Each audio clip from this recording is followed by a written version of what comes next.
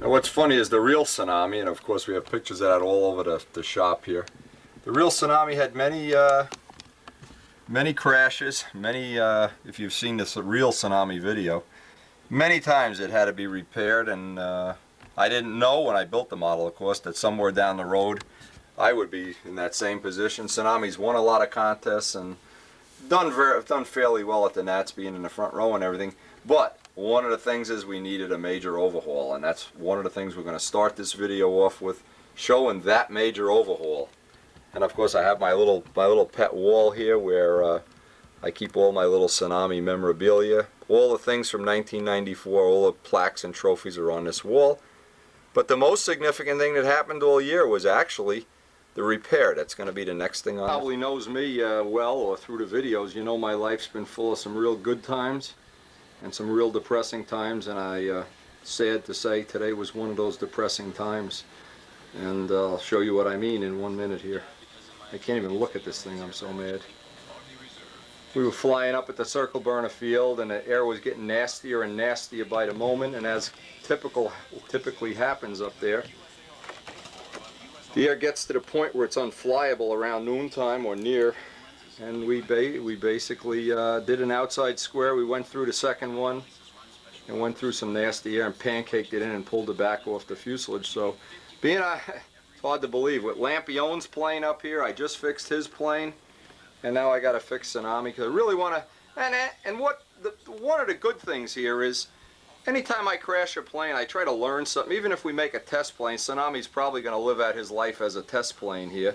And what this will allow me to do is get a lot of other people to fly it, a lot of people to benefit from the time and energy we've put into Tsunami and all the modifications, and really put a final formulation on what we want to do for next year. So the worst part of this crash is the top of the wing is broken. This is broken in here. It's broken up at the leading edge. And I don't know if the wing is structurally sound, so I'm going to poke and probe away at it for a little while and get started on the repair.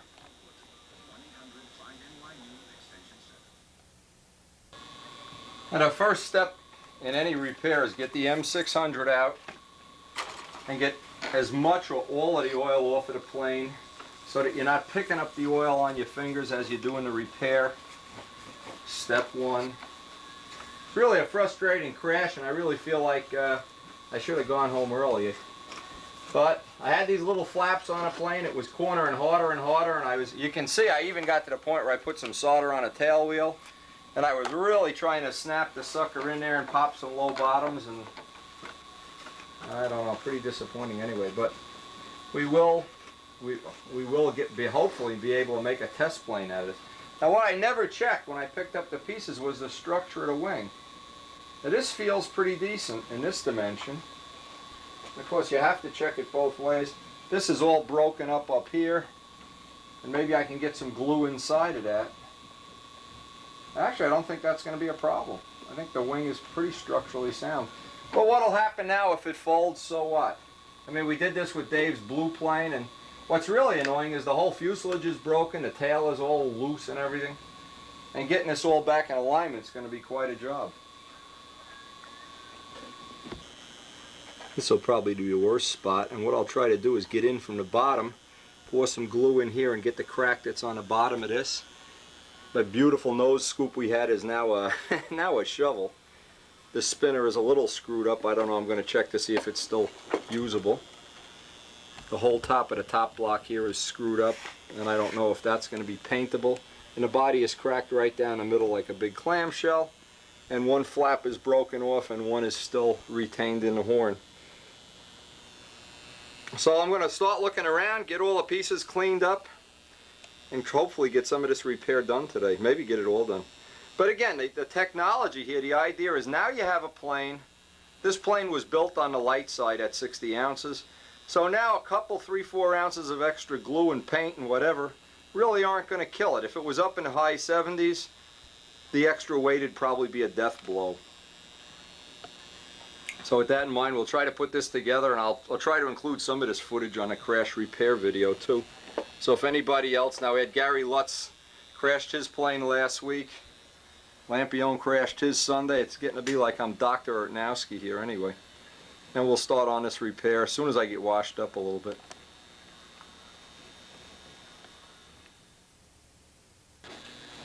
Now the first real thing, I guess the way I'm going to attack this repair, I didn't clean this as good as I should have. I'm going to take a brand new X-Acto knife. I've looked around for as many of the spots that need to be fixed. And for this kind of work I need my glasses at my age. And I'm going to try to reverse peel the sheeting back so that I have a nice neat, not a nice neat joint, but a good quality joint here. Just trying to fold. And then I'm going to try to get some glue in from the top. That's about as close as I'm going to get that.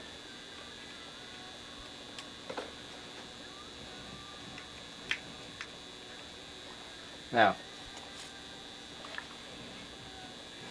I always have a paper towel handy.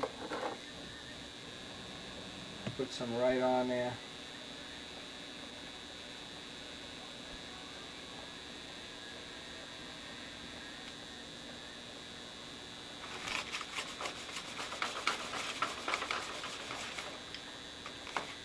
And what happens is that the lint from the paper towel kicks it off in such a way that usually you get a half sandable joint. Now I'm just going back over the same seam, try to get the capillary glue to drop down in there and make it as strong as it reasonably can be expected to be. Now this wing has a little bit of carbon fiber in the middle of it, and I suspect that's what saved the wing from exploding into 1,000 pieces. Like good old carbon fiber in the middle. Now that joint's usable. Now after I get it to that point, I can. Come on, this stupid kicker boy. I like to kick somebody's ass in when this stuff doesn't spray. Good idea to get a new X-Acto knife in the knife for doing these kind of things. There we go. Okay.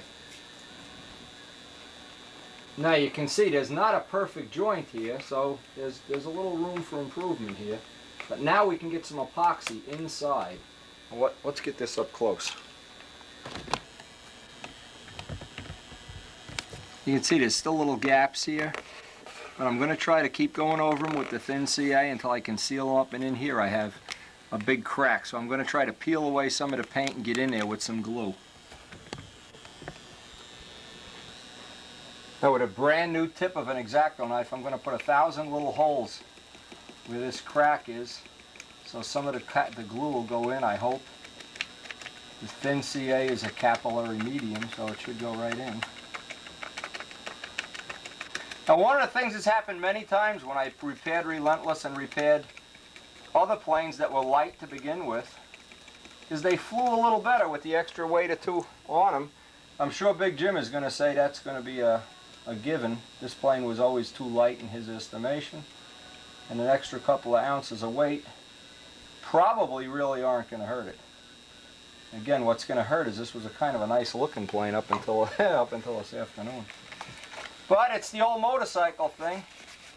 Anytime you can go to work the day after a motorcycle crash, I guess you should count yourself lucky, and we do have enough of this ship in one piece here that we probably will be taking it up to Massachusetts. I'm just going back over these joints, trying to fill them so they're fuel proof. Don't wind up getting fuel in there.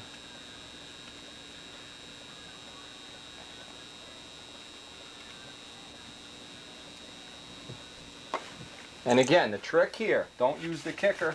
Wipe it with a paper towel. It doesn't leave the big bubble of glue on top. It'll make it, if we decide to sand this down, it'll make it a lot easier.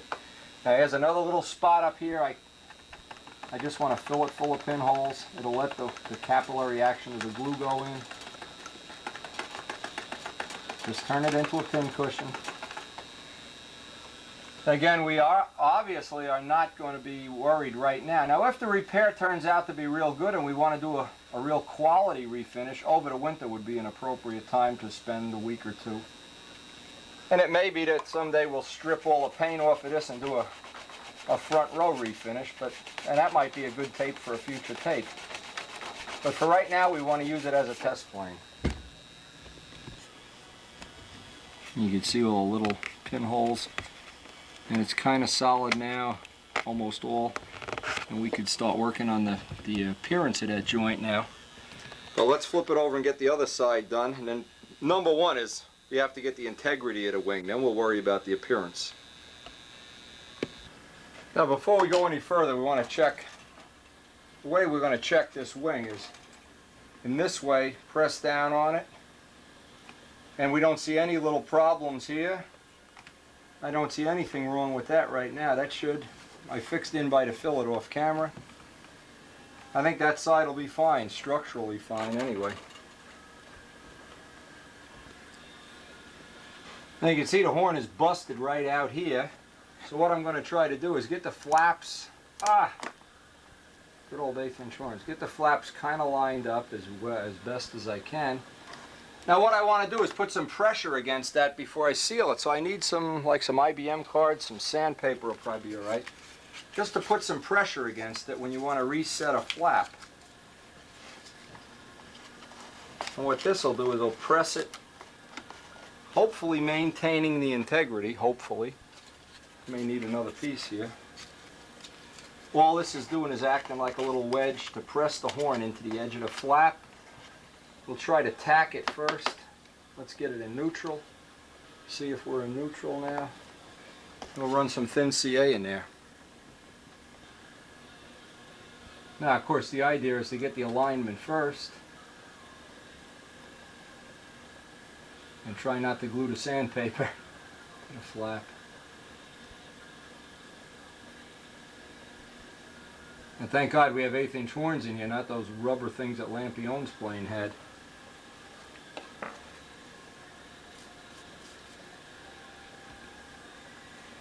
Now we can take this out as soon as that kicks off.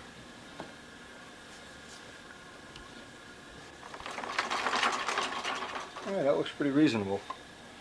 Now of course we'll do the same thing from the other side, seal it up. Seal it up enough that fuel won't get in there. We'll worry about the appearance of it later.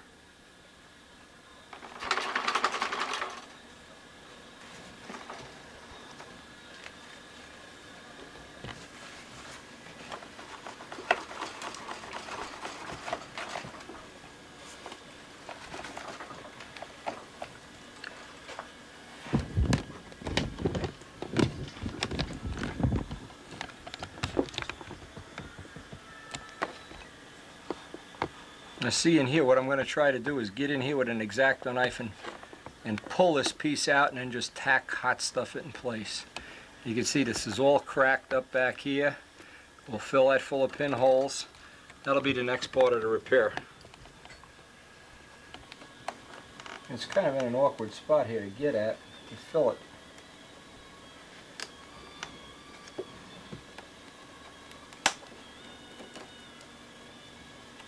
Just try to get it almost in place.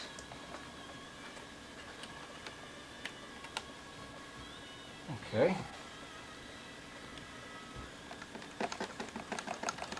Right here we'll make a pin cushion out of this part of the sheeting that's broken.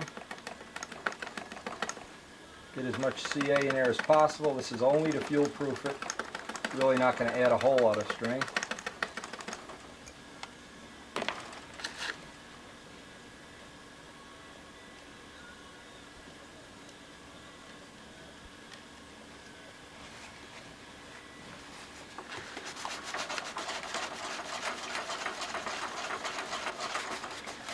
And it's that old dust in the towel. It helps kick it off and save you a lot of sanding, not having those big lumps to deal with.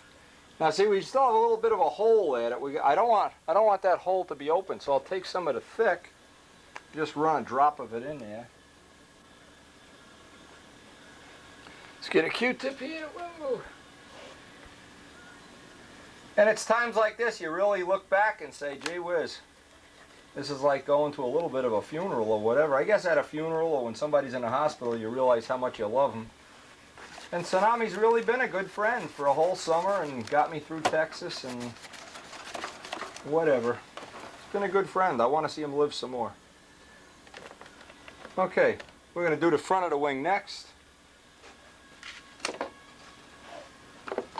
always get all the integrity and the structure done first, and then worry about making it pretty.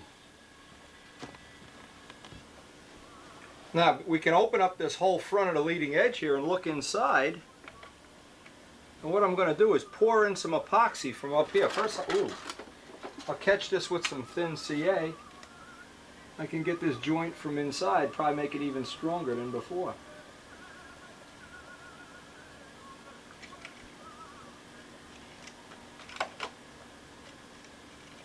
Now, I wish I could get in from the bottom and do the top. That would be cool if I could. Okay, none came out the bottom. Probably sealed pretty good. Okay, I'm going to do basically repeat the same thing on the top here. Try to get all the little pieces lined up. Ooh, that smoke's coming out. Get all the pieces lined up. Now what I could do, if I really was cool, I could get a piece of sheeting inside here. No, I'm ending at a rib.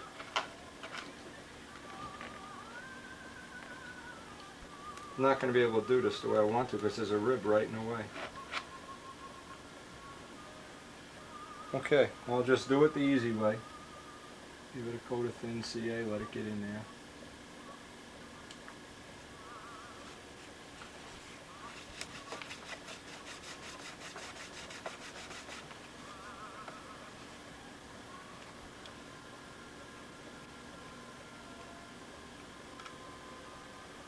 And this will be the last of the wing structure things, and then we'll really give this a good the acid test, so to speak. Carry my hand in here while I press that down. Yeah, you can get burned from this. Craps all over my hands now.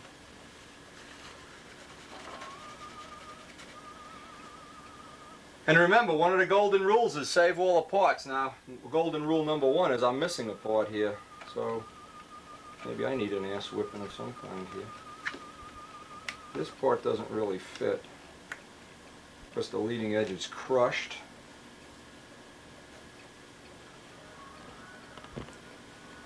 Believe it or not, I found the little piece I was missing, so now I'm only missing one little tiny piece I'll have to make a little plug for. I've described that many times before, how to make plugs. Plus it's nicer if you don't have to make plugs.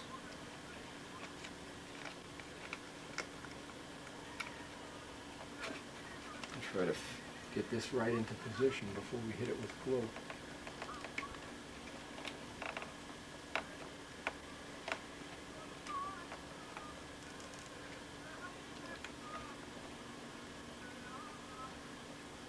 And it's really no more complicated than a jigsaw puzzle. That's for sure. And of course we never have, if the wing doesn't fold, if the wing remains strong on this, hey, may do that refinish job. I'm already thinking about refinishing it. This plane has been a good friend. Hate to see him go. Tsunami, behave yourself. Okay, put this to the old acid test. That's not going to break. That'll be good. All right, we're going to start working on the cracks of the body now. You can see the little place we need to make a plug. We're going to radius this out and make a little filler plug in there. That'll be done. Now I'm trying to make this little piece of balsa like it's going to have a little 30-degree angle on one side as I push it in, and I've radiused out the piece inside, so it'll be kind of like putting a cork in a bottle. And then we'll shave off the top. Actually, on that crash repair video that I'm putting together, I think I outlined this pretty well. But right here I need one. Who knew I would need one at that point in time? Let's see how I radiused around that. Now I'm going to just press that in. CA around it. You can see it's kind of not a tight fit, but close enough. CA around it, and then I'll shave it right off. And when I do the cosmetic sanding, at least it will not let oil in there. What I'm doing is scooping out the dirt out of this, but there certainly is some dirt in there too.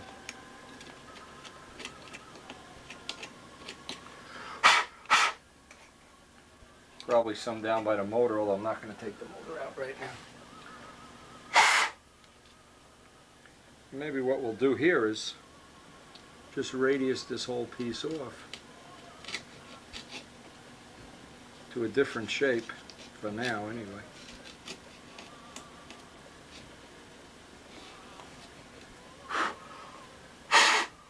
Gosh, stuff's coming out of there.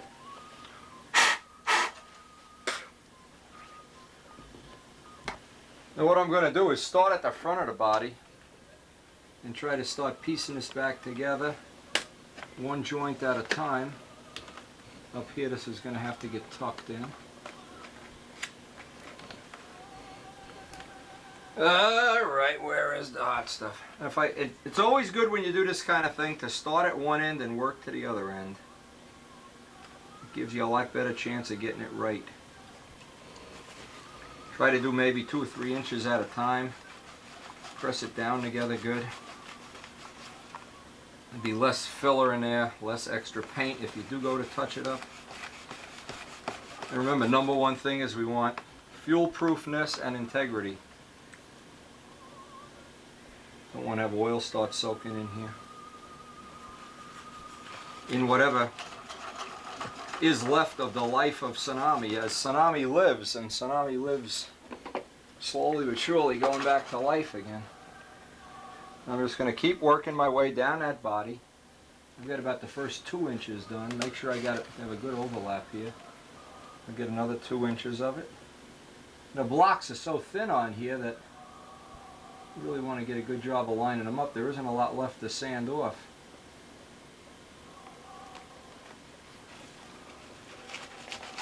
Now I'm up to the canopy here, it looks like. Reasonable amount.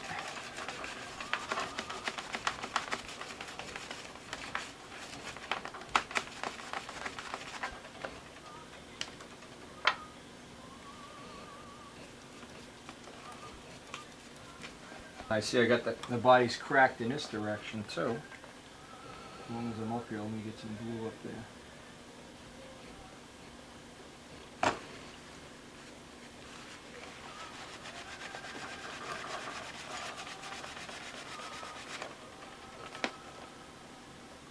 Okay, now we're going to start working toward the back.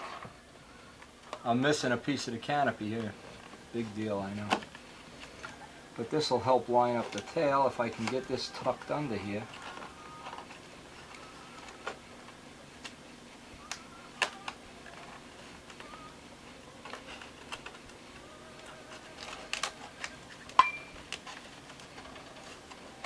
And again, we're just going from one end to the other. I'm going to start at the front of the canopy and work my way down. If you start at the back and then go to the front and start at the back, go to the front, you'll always have problems.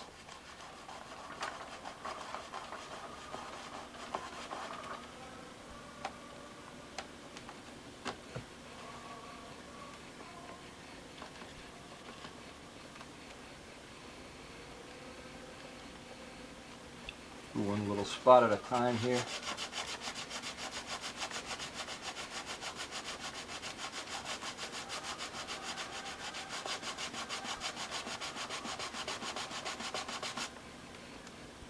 We work our way almost right to your back here.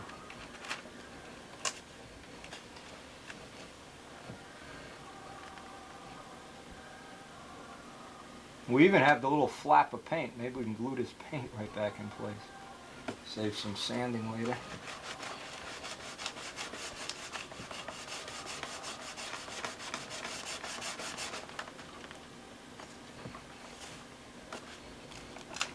Hey, hey! Looks like we're gonna make it. Looks like it's coming out pretty strong.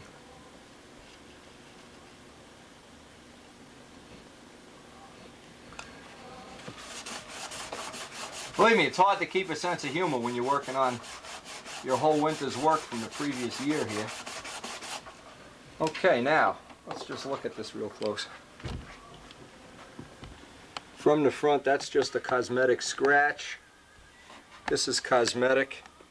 This was structured, it was broken up along the top here.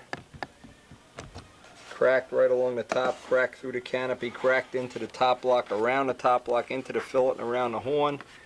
And up here, now you can see there's a little piece in the tail here I'm going to carefully glue that in, carefully glue this piece along the side, and then start fitting up that chunk of rudder and see if that's going to fit in without making a horror show out of this. Now here's a little trick that should help you a lot. You can always try to use gravity to your best advantage. In this case, I need to get down, I need the glue to run down in there. So if I hold it on this angle, and every time you need a helper, of course you never have one, so you always have to get used to doing this on your own. I like to get the glue to run down inside. Take the old paper towel trick and get that glue back on there.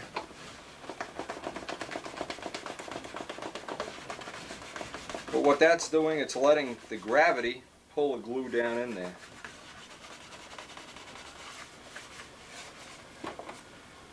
Okay, now we can turn it this way.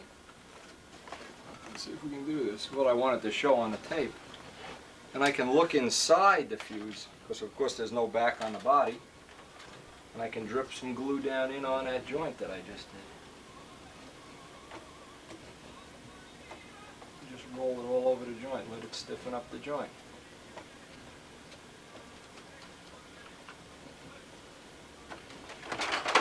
Just sit there, let it run down, see that it's nice and solid here. Actually, I would like to make this side here a little solider and get some glue down in there maybe.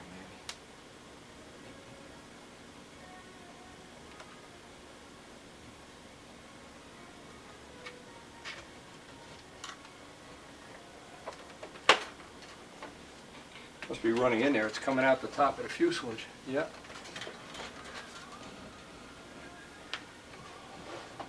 Okay.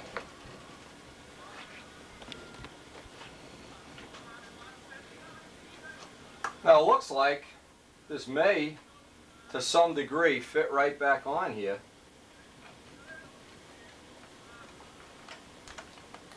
But if you're real careful, you might be able to get it, and we don't want to lose the alignment here of the fuse or anything. I see from here we're missing one little piece. How about this side? Boy, this is a pain in the ass getting this piece on.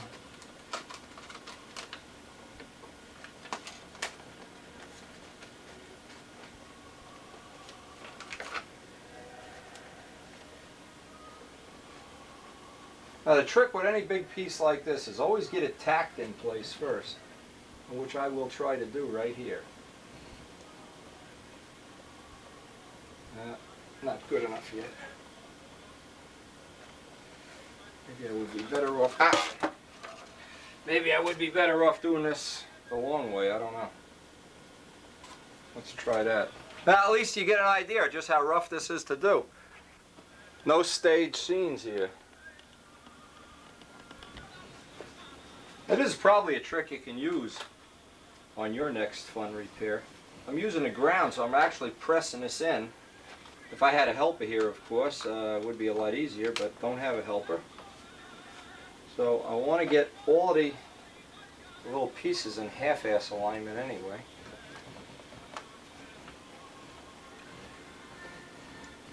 And maybe just get one little thing tacked in here if I can.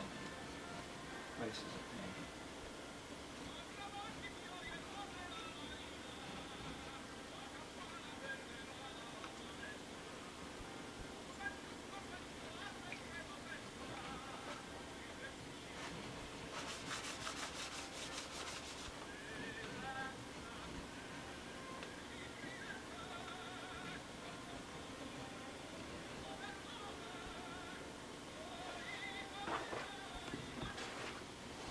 What I want to do is just get down all the cracks here if I can. I want to keep pressure on this.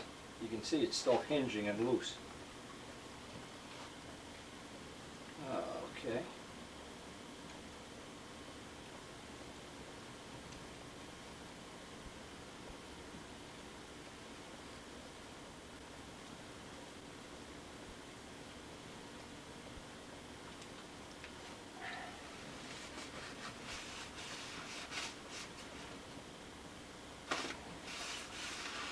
Alright, now that just tacks it in position. Let's see if it's tight. Yeah. Okay, that just tacks it in position for now. Now we can work that seam from the other angle. Get it up on a table. Oh, we got the big piece on the top to put in yet. That big guy.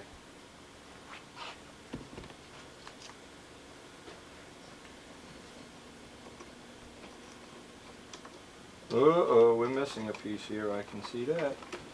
Wendy didn't get all the pieces out at the field when it crashed. And we're missing a piece. Son of a gun. Okay, now, I'm going to have to, because I can't pull this up, I'm going to have to cut away at this a little bit to force it in.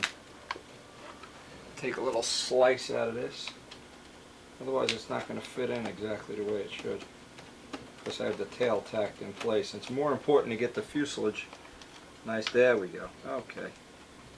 And as I said, there I got to make a plug now. See, that piece is probably laying out at the field, sitting there laughing at me, and I'm not going to drive a half an hour to go find it, assuming that I could find it. Try to get the pieces in alignment.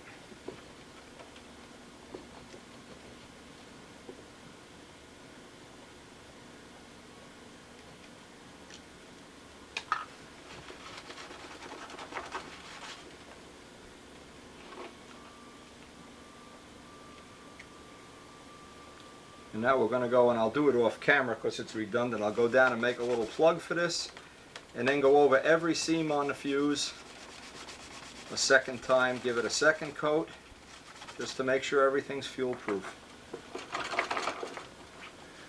It's magic.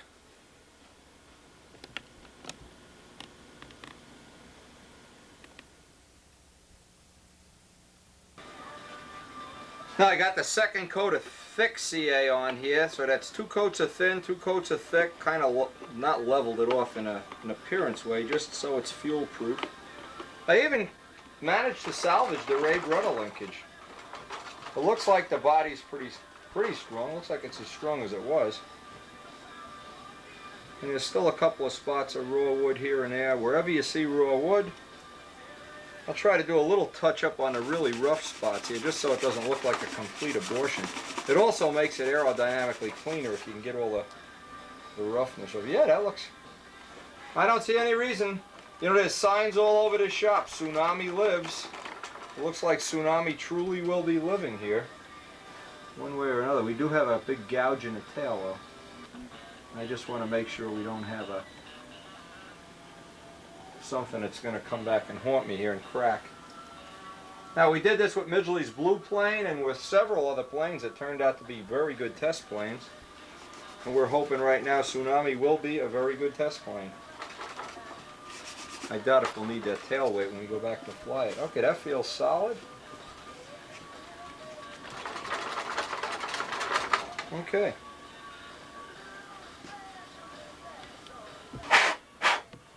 And what I'm just trying to do is dress this off so I can seal it.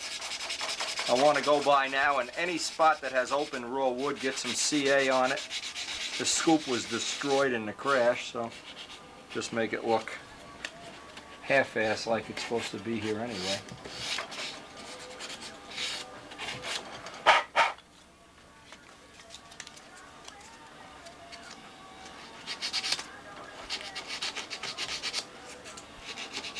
Again, the only purpose of doing this is get it fuel proof.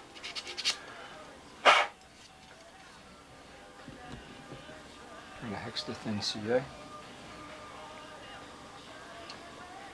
And the thin CA hopefully will seal it so we can not turn it into a... I'm going down on all the raw wood here.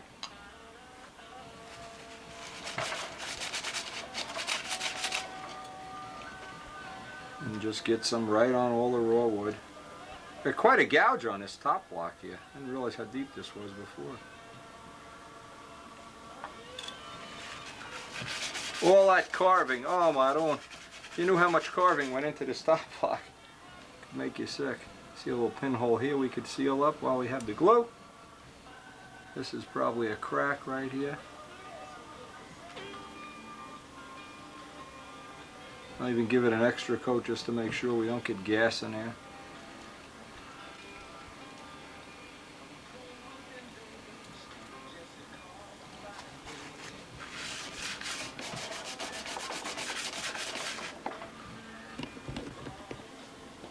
Now one of the tools that's real handy to have is just an air gun. What we're going to try to use this for is to get all the dirt out from inside the cowling.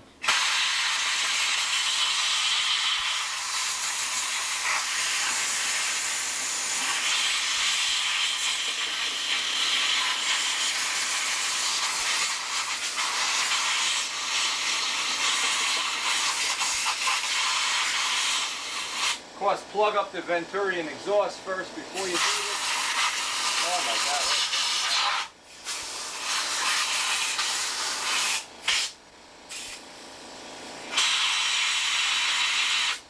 Also great for blowing off your workbench.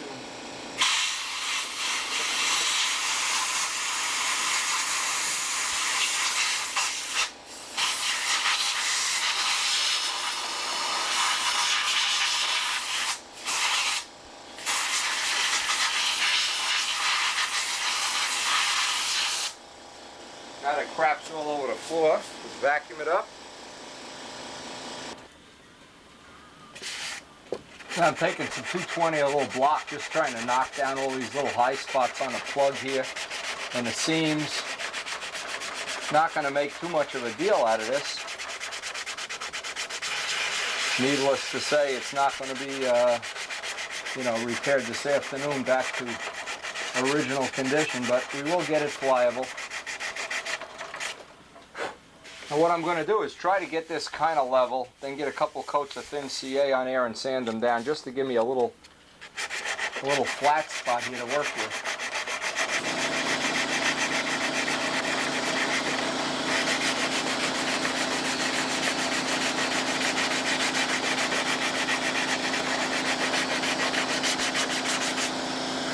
And of course the high spots, you got to keep pressing down on them, make sure you're not going down into, into making everything pay. That's kind of thin already. So we'll just have to minimize this.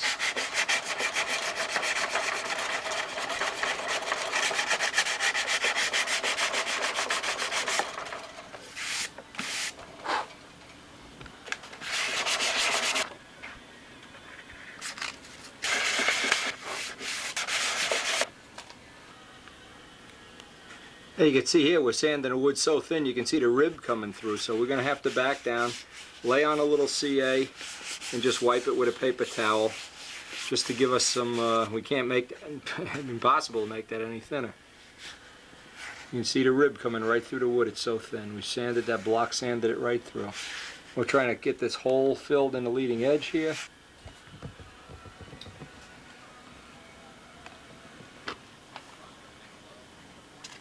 Now a little tip here, off camera, I made up a bunch of these little pieces of 220 sandpaper. The reason being, as I'm picking, I'm changing the sandpaper about every 5 seconds here, because I'm picking up oily residue from the paint, the outer coats of the paint. Try to keep that as clean as possible and just keep throwing these away. Now, first trick is get some thin CA on all the thin spots.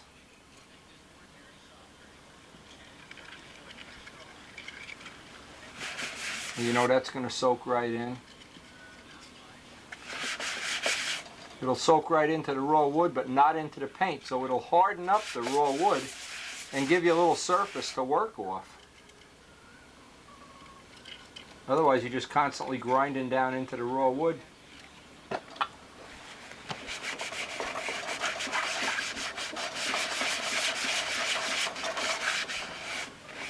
And just let that kick off.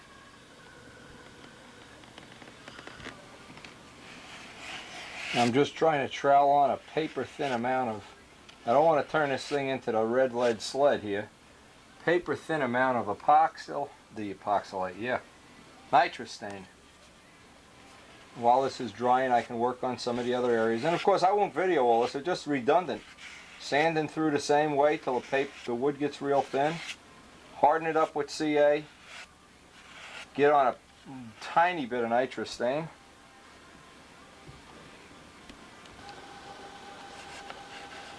What we try to do is fill in the cracks here with wherever there's a big crack. There's a little plug we have put in. Anyway, there's a big chunk missing out of there.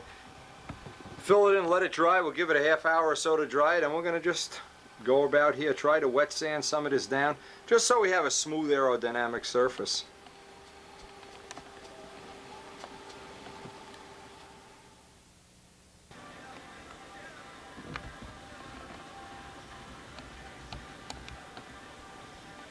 Alright, we're ready to start working on the bottom of this now, get some of these big spots. Start grinding away, same thing we did on the top.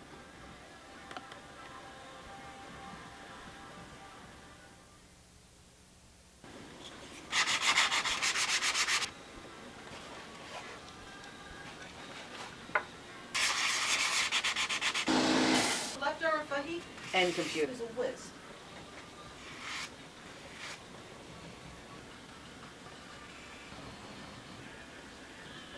I just want to work on this scoop a little bit while this is all drying up. And what really happened, just to show you how great this was, I didn't catch one big drool of hot stuff. It drooled right out over the front of the wing, and another drool in the back. I got two of them to fix.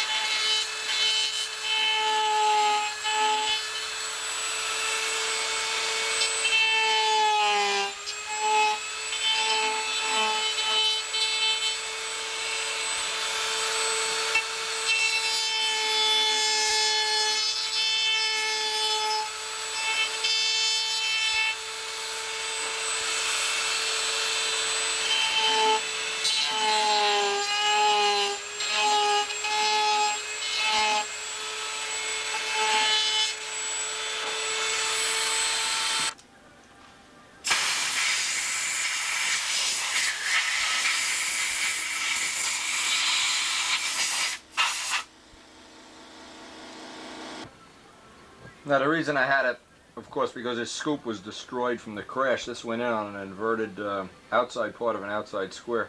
Now I'm just going to harden this edge up with CA, get in there with a little dowel and kind of clean it up. It doesn't really look great, but it doesn't look as bad as it did. Yeah, I'm taking a little Sikkens M600 and some 400 sandpaper and just trying to pick out the high spots here. As soon as I get this done, I'll put a second coat on. It's better if you build it up in thin, small coats than if you try to do it all at once. Always better to have 2 or 3, even 4 thin coats. Just work one area at a time. Try to get it knocked down. Now I can see down here I still have a problem. And the problem is because the hot stuff dripped up around the edge of the wing here without me realizing it.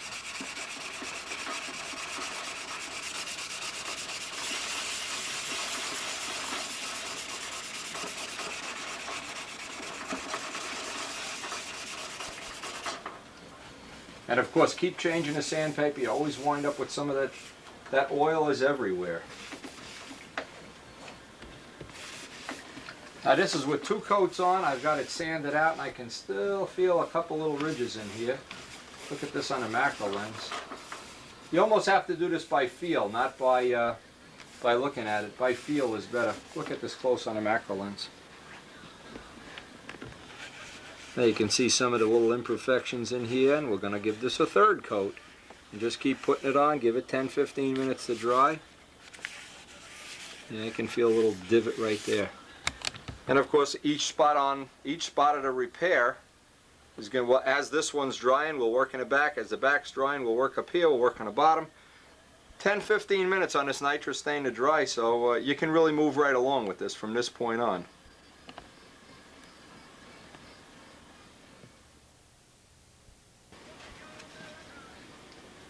Remember the golden rule, build it up in thin coats. You try to put this junk on thick, forget it. And this stuff really has no strength at all, so don't try to use it for Bondo or something. No strength, it's just a cosmetic filler.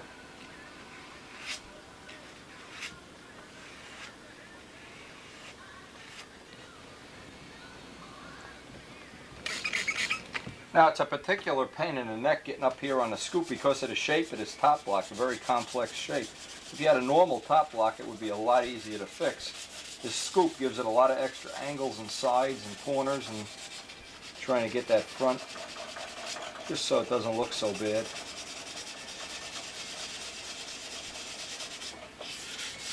And we're putting it on in thin layers. We'll give this a 3rd and 4th coat.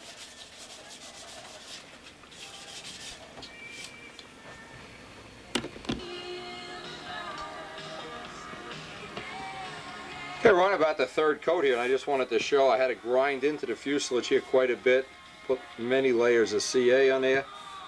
Needed about 5 coats on the cockpit area here and this turtle deck area. The fillets were a particular problem. That's been ground out 4 or 5 times already. But just putting it on in thin layers and sanding it off. Putting it on, sanding it off. That's the whole ticket here, and a lot of patience.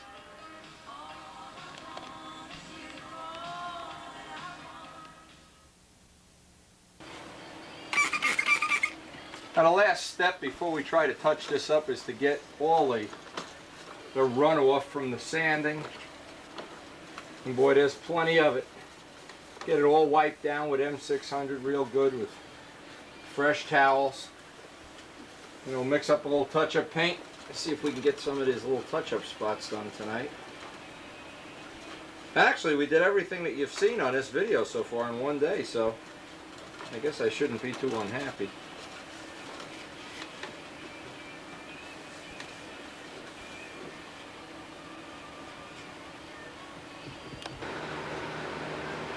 I mixed up what little touch-up paint I have left, and I only have about 4 ounces of touch-up left. I'm just trying to keep most of the overspray. I'm not even going to mask this off.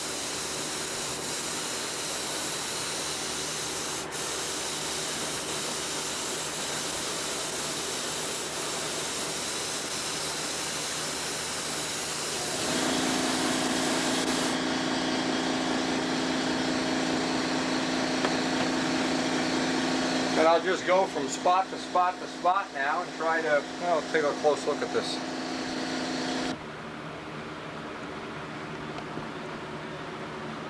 And we'll try to give it 2 coats. We're just going to do it till we run out of paint, because cheapo Midgley never sent up another quart of paint like he was supposed to here. Now we'll just go from spot to spot. Now if you really wanted to do a fancy job, of course, one of the choices we have over the winter is we can back mask all the trim and shoot all the red over, but keep in mind this is a quick and dirty job. Now I'm just going to use this in lieu of masking tape here to try to cut the line in. Keep some of the overspray off.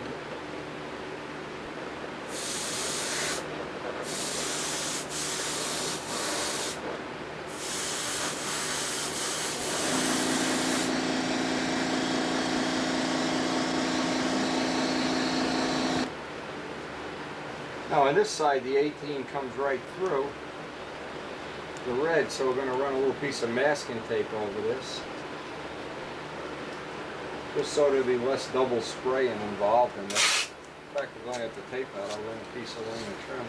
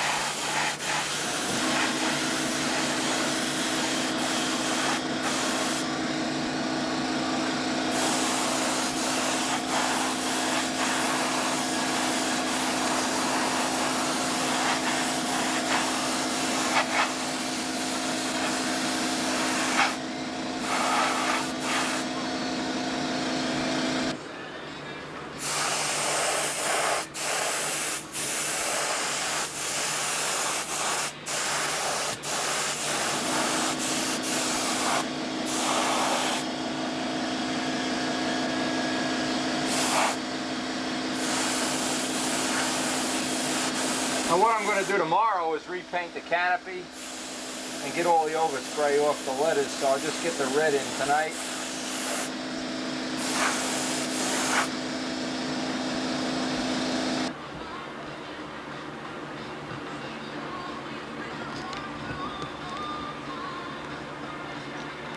Now one of the theories we have is we want to take this and fly it tomorrow before we spend the time doing the canopy and stuff, and make sure the wing doesn't fold or there's no structural damage that we haven't seen and that it's all lined up straight. So I'll just let this dry out, put the spinner, get a new prop for it.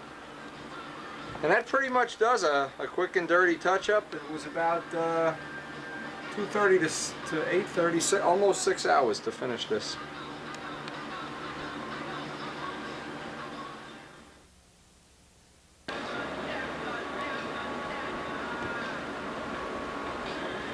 I just want to respray the canopy now, and it'll be the next step, and try to get some of the overspray off.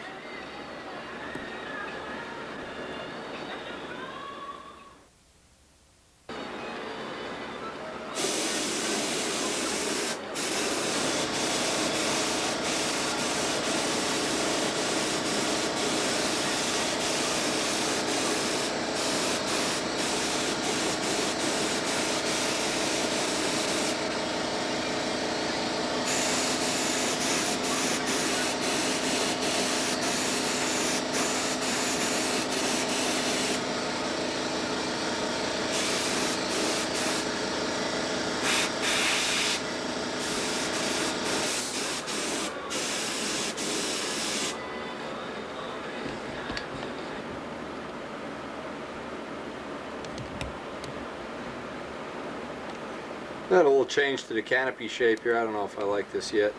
Now we still have, I took all the overspray off the 18, the little bit of time that I have left. I want to try to take some of the overspray off the wave. And that'll pretty much be ready to, by the way, Gorham's is the best thing for taking overspray off. Because as you're doing it, you're also buffing out the plane too, so you do kill two birds for the price of one.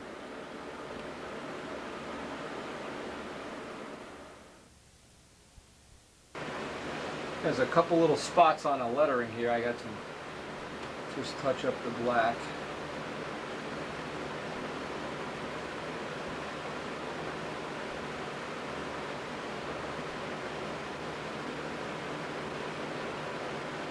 And there's a couple of spots on the white I want to touch up also.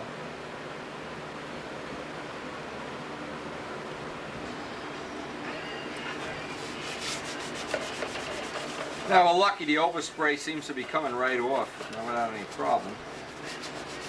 But really, if you can wait a couple of days, I don't want to wait. I want to get out there and flight it so I can tomorrow. Just get as much of the overspray right off with Gorham's as you can.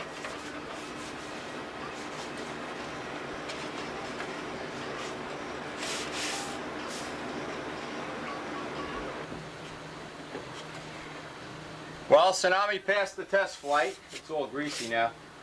Wing didn't fold. Motor seems like it's still in there intact. Everything seems okay. So now it'll pass. I want to fix the canopy. I want to get a little nicer job on the canopy. I'll do that. I want to get some buffing and cleaning. You can see all the spots. You can even hear it, all the overspray. I want to carefully compound that out. Get it ready for the mass cup. Maybe even get some more practice flights on it before we actually go to compete with it. Anyway, the main thing was I would not want to have spent all the time buffing and cleaning and more nonsense, because there's going to be no clear on this red paint. I would not want to have done it, go out there in the first flight, the wing falls. So the air was pretty ratty. If it didn't fold this morning, I suspect it might not fold. We also want to touch up the wave. I got a lot of touch up and cleaning. I'm going to do the most of this with 1200 sandpaper and the M600. But I want to start on the canopy first because that'll require the most coats. I kind of like this canopy shape better than the old one anyway.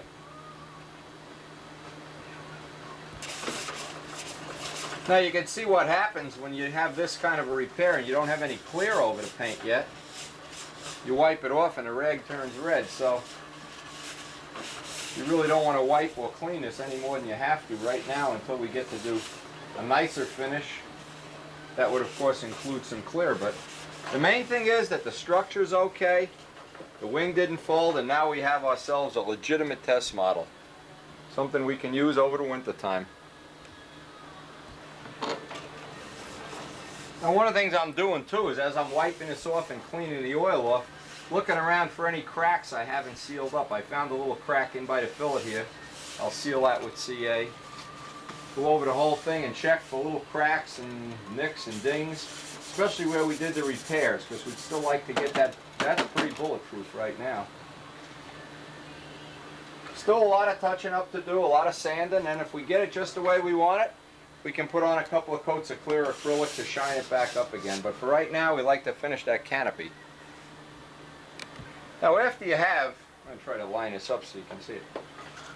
We put on this black paint last night. The idea was to just see if we were going to see any of the body work, because don't forget this is cracked right down the middle. Now nothing came through the black, fine, so I'm going to take some M600 and some 1200 sandpaper, and this will degrease it at the same time. It'll give me a nice smooth surface to work with, and now I can use the edge of the black for the outline of the canopy.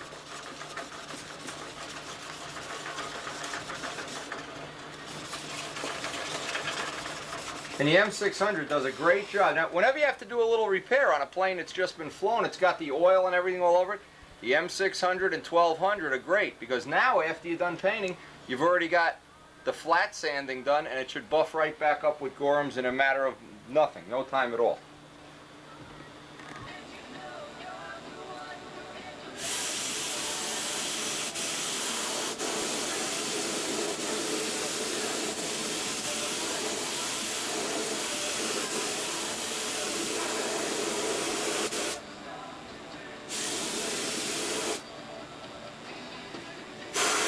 Put down a silver base first and go over to the candy apple, see if we're going to do this in green or blue or what. I don't know. I look at the colors. Actually, I like the way this canopy looked while the plane was flying. So maybe this will be like a improvement of some kind. I don't know. Find out.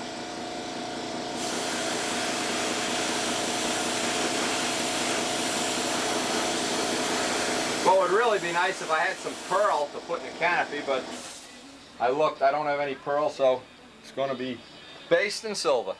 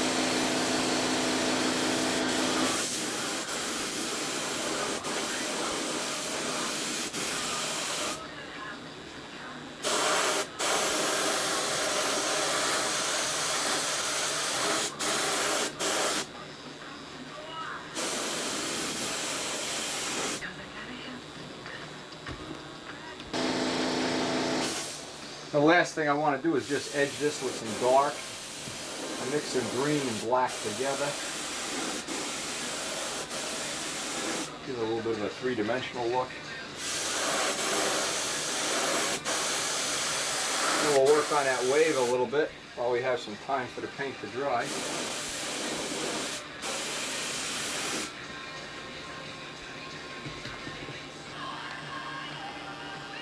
Now once this dries, I'll put 1 or 2 coats of acrylic on it. I want to sand through some of the overspray here first and then touch up. There's a couple of spots on the bottom of the fuse here I need to touch up. Just get out some light blue and some white and touch it up as best we can. Make the most of it.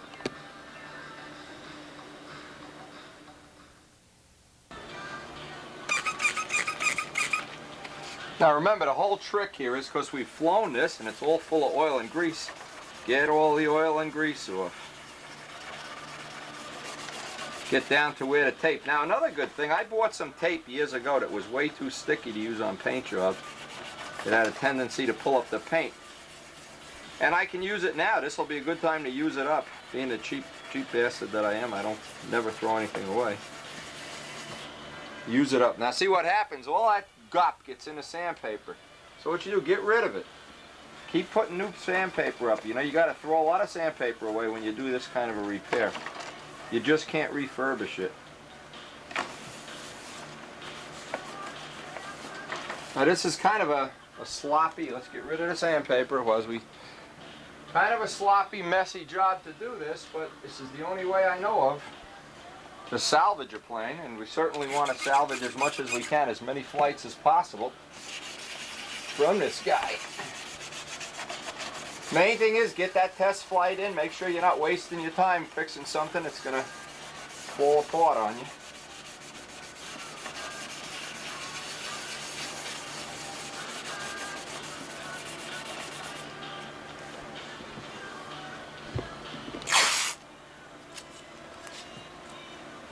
That is an old thing from my days of racing motorcycles, and it used to say that if you fell off a bike and got hurt, you're supposed to jump right back on as soon as possible, not think about it, or you might not ever jump back on.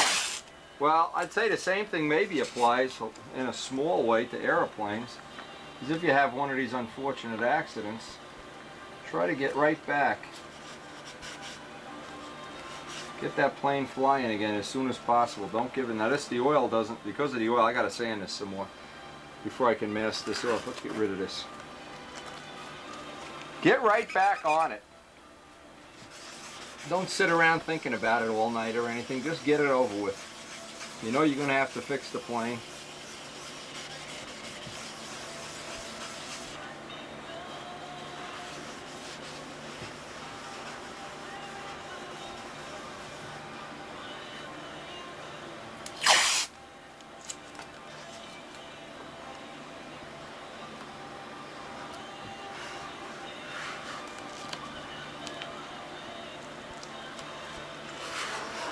And the only reason we're doing this is we want to touch up some of this.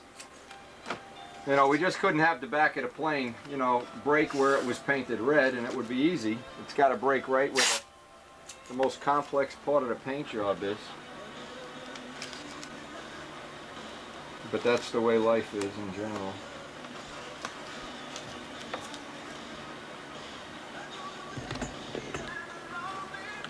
And remember the old trick from building a plane.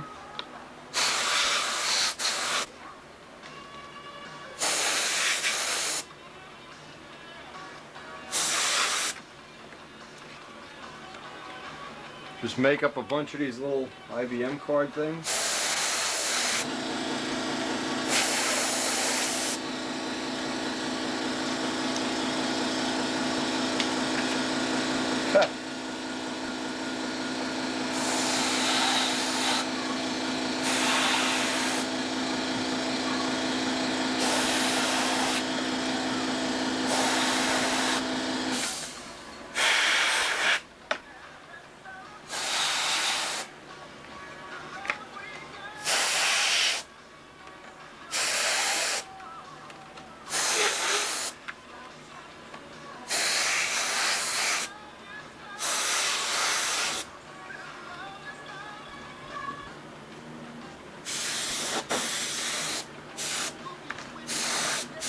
Just putting a little bit of clear over the top of this so it'll hopefully last through the rest of the season.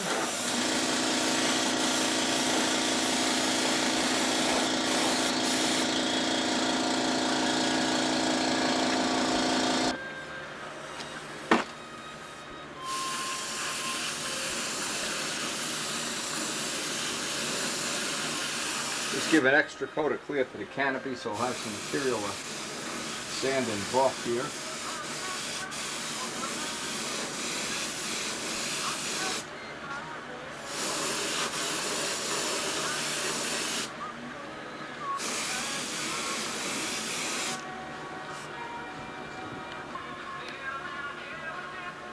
So you really should wait about overnight anyway to pull the tape off. I'm going to pull this off now, to heck with it. I just want to get this thing moving.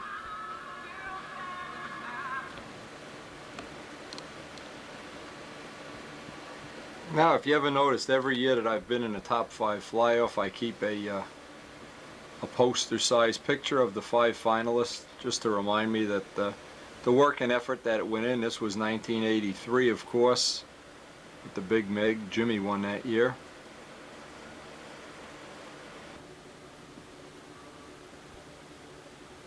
This was 1984. Paul Walker won that year.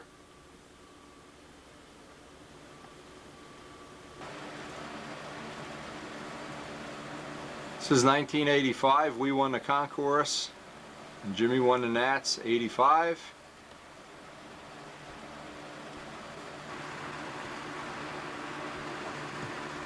'86 at Lake Charles. Fancher won that year. Whiteley was second, and we were fourth. Had 19.5 appearance points on a plane that had been crashed and repaired.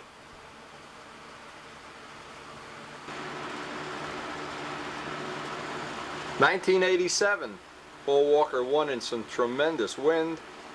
We got third, Fancher was fourth, Jimmy was second, Frank McMillan was fifth, and we won the concourse again that year. Lincoln, Nebraska.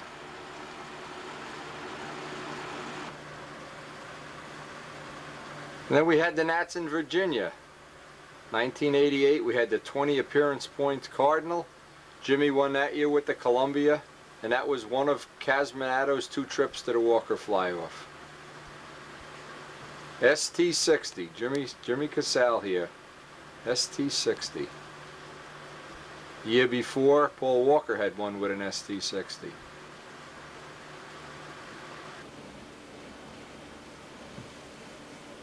'89, the Pasco fiasco. Jimmy won again with an ST60. Paul Walker was third.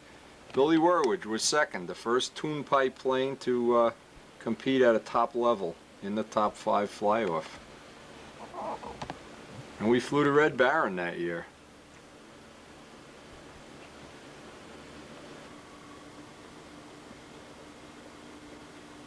'91.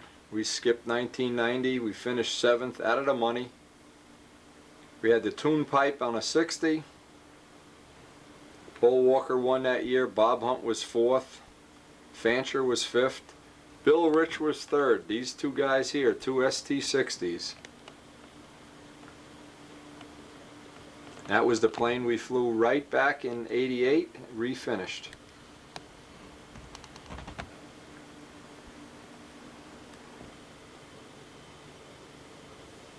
'92, we had the crash of the Cardinal. In '93, we ended our tune pipe program forever with the tweener. Went back to the 60. Got back into the Walker Fly-Off. And here we are, Paul Walker, the winner, and congratulations again. Second was Bob Hunt. Third, Dave Fitzgerald. Fourth, Ted Fancher. And of course, Tsunami lives. Now, the reason I put all these posters on here today, I'm kind of choked up and teary-eyed about this. As the day this poster came back in the mail, and you can see I appropriately have put it in my bathroom along with my magazine collection. I have these hanging in my shop. Each one of them means something special to me. This one means probably more than anyone else. And I'm just very sad about the fact that Tsunami needed this tremendous repair. It really is never going to be back to the way it originally was. So there's a little bit of irony here in the fact that the day we get our poster, and now we have all our pictures hanging on a wall, right from the MiG to Tsunami, we have all of this. There's a little bit of sadness in the shop because I'm going to spend the rest of the night trying to clean up some of the little repair work on here and get it ready for the mass cut meet that's coming up. Buff out the paint a little more, clean it up a little bit. I kind of like the canopy. Retouched up the wave, did a bunch of other stuff, and I really just have a couple hours of buffing to do here. I got word today from Bill Zimmer that he will be the head judge at the team trials.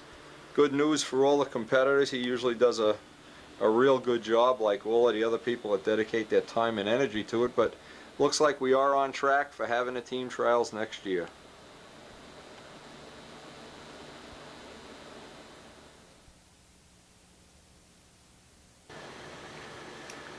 Now the last thing, because we're, boy oh boy, spent about 4 hours buffing this puppy out.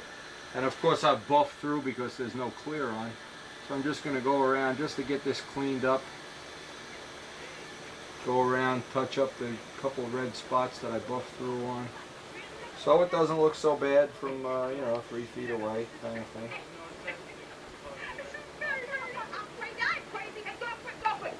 Don't let him do it to you, girl. He got a plan. What you got? My size, my height, my weight. Doggy style. Doggy style.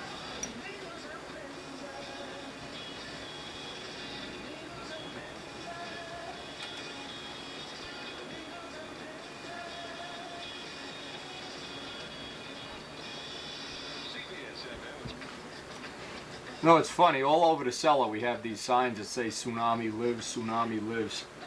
And in my wildest dream, I never thought it would turn out this way in the very end. I never thought we'd be ending the season with a multiple repair fracture of the vertebrae here. Anyway, I'm going to go around, touch this up as best I can. And because there's no clear, I've gone through in many spots. Even by my standards, this is not a good buff job. And we'll be pretty much ready to, hopefully, maybe even get a test flight before we get up to Massachusetts. We'll see. It's supposed to rain the next couple of days, so that's not in our favor.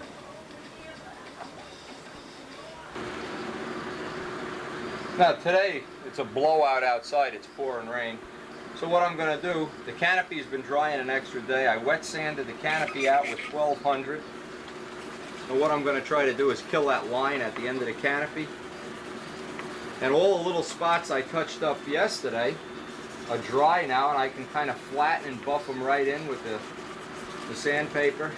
Same thing now, only 1200 sandpaper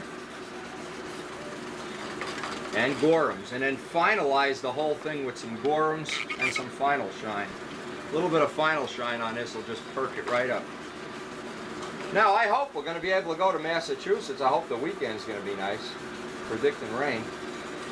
And what I hope is we're going to be able to get some trim flights. Now, one of the things that's happened that I'm a little concerned about, kind of annoyed about, is the prop I had on the plane when this crashed, of course the prop is history, was an experimental prop I had just made up to test with some undercamber in it. And it was working real well for whatever amount of flights I got that day until we had the accident. So what I'm going to do later today is try to, if I have time, I don't know what time it is yet, try to make up an extra undercambered prop, and maybe I'll put on the end, we're almost at the end of the video, how to make up an undercambered prop. An undercambered prop is good in a lot of ways. It kills off some of the GP. It tends to put a little more load on a motor so you get a more solid run. And the one I had on the plane I was real happy with. It was a 14.5 cut to 12.5. Phillips entry just a little bit and then undercambered. So maybe I'll put that, we have a couple minutes left on the video, in case you want to try one on one of your ships. By the way, Brian Ether does undercambered props from the mold now. They don't have to be cut, they're done from the mold. And I already have one of them in stock here. Very nice prop too, by the way.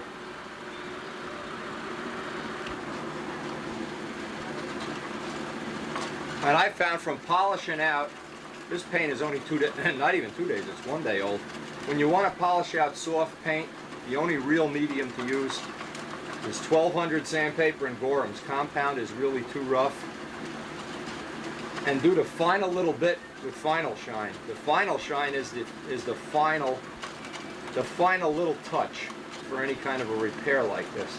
And what the Final Shine does, it blends the old paint into the new paint in a way that's real nice. I have some on this rag already. And it really does make for a difference.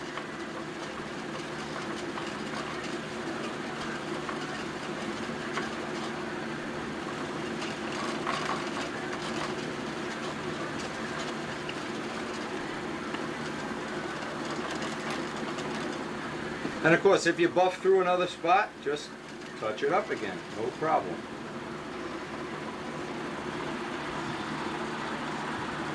I really have to admit I am pleased with this repair, and I hope this is giving you some reason to realize you too possibly may have a time in your life when you need to repair one of these, like we had to repair Midgley's blue plane, the yellow one, Russ's plane, just going back to name a few, Lampion's plane. They are repairable, and I hope hope all the information on these videos has been very useful to you. Now we're going to get on with a couple of extra props for testing this weekend.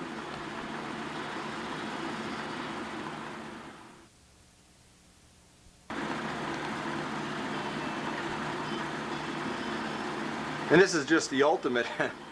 I can't believe this. I rushed my ass off for 2 days to finish this repair. Quick and dirty, quick and dirty. He's got a hole in the foam wing, and this is a typical thing that happens when you have wheel pants. And what typically happens is you hit a bump, and the wheel pants go up through the foam wing, and you have a hole. Now we're making a plug. A plug is a very easy way. Let's knock this solder out of here. You have to make a piece that's a little bit bigger. Let's hope the grain goes in the same direction. Okay? And the way this works is this part here has an angle. We cut it on an angle. And this piece, see if you can zoom in on that. So it has an angle on that. And so when you drop the piece in, how did we have it? We want the grain going the same way. You really want the grain going the same way. And you can look and see, well gee, that's not too bad. We got to make this piece here. I got to get another piece. Maybe if you just cut a little bit, almost. No, I'll make another piece. I'll just take we got plenty of scrap wood. Not like we're saving money on wood here. You're an expensive guy to do business with. So we lose the bay window from another dollhouse, that's all. So we'll just cut Karen's dollhouse up. Boy, Debbie's going to tell Karen I'm cutting her dollhouse up here. Now before we glue it, we'll take and dump it out. But the idea is to cut. Yeah, I see. Okay, no matter where you have to make a plug has to be a reverse curve. Now I'll just get another piece of scrap. We got plenty of scrap. It needs to be this size. That will fit. Oh. No. We're making another piece. Carlos, give me a break. We're making another piece 1/8 inch bigger. It's possible. Yeah.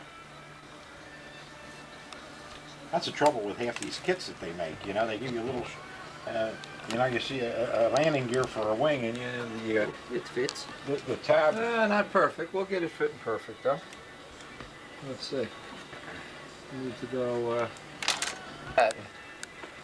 You can see what it is. It's pretty much just we made a bigger piece, and it's just like a cork. It fits in the hole. Now the other thing you want to do, now that you have it in the hole, is trace where level is, and then you can cut off all the extra material that's On the inside. bottom. Yeah. Yeah, you don't have to have that big, Gotta do the whole thing. big ugly thing down in there. You can see that. We know this is the outside of this hole.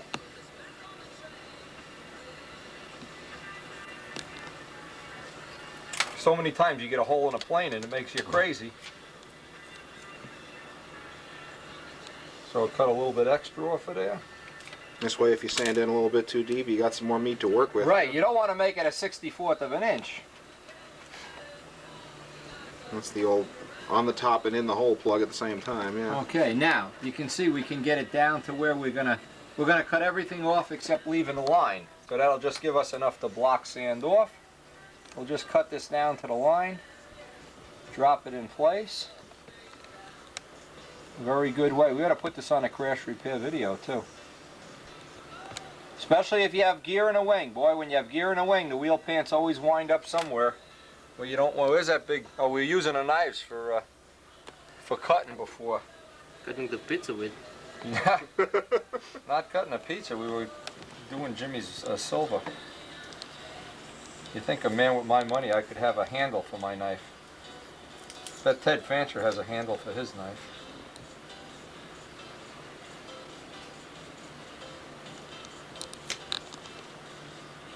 I'm gonna make sure when you retire, Pampa will give you a silver handle. Send a silver handle, right? With an Christmas engraving is on. coming. Send me a set of knives. Actually, Jimmy gave me a nice set of knives from China. Were they useful for anything? Yeah. They're useful. I use them all the time. I don't leave them out because I don't want anybody confiscating them. Because they are illegal in this country, right? Yeah. Yeah, they're automatic knives. Switchblades. Okay, so we're just trying to leave enough wood on. You know the idea, just leave enough It can be sticking up. sanded, yeah. Okay, where's that CA? Is this the C8 that doesn't hurt foam? Yeah, that's the thin, the other stuff's the thick. Let's use the thick. Is this open? Yes.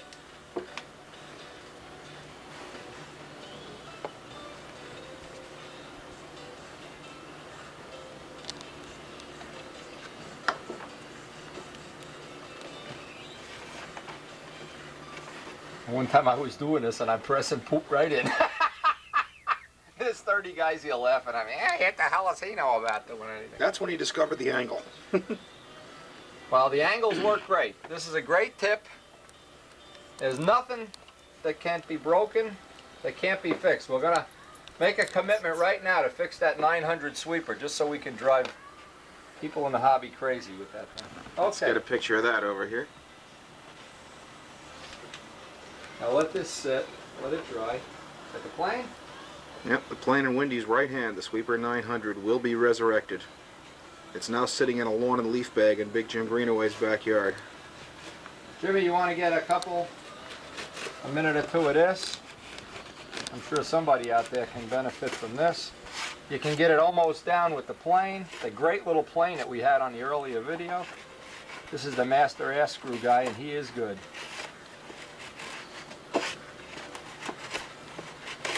Props might not be the best, but the tools are great. Yeah, this works great. Gotta know how to fix things because everybody has these little accidents. This, by the way, I'll bet you'll take the finish right off the flaps. And you want to take some finish off the flaps? Well, it takes the lid too. So what? Take the shit right off. And block sand it down. Once you get through the finish, you can block sand You could it set right the blade a little thinner for that too. Yeah, you could set the blade down. Let me block sand this down. We got a block. We got some 220. Well, you were talking about taking weight off, Carlos. These Yeah. fellas are taking Oh, it yeah. off for you. Oh yeah, this is No right fool on. around. Paint, wood. Who They may take the cares? controls out of it for you too. Want some holes in the belt tank? Sick of that 1-to-1 ratio you've been using? Yeah. That's the same belt tank as you have there. It didn't break, did it? Not yet. You don't ever want to use the competitors' belt cranks. Oh my God. Ask Tom Hampshire about them, how they break. Holy God. What happened?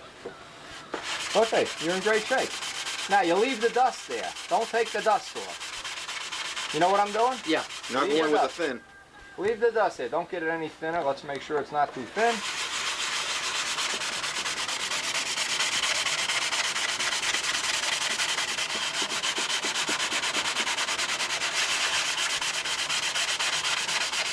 This is a tip everybody can use. Everybody. Yeah.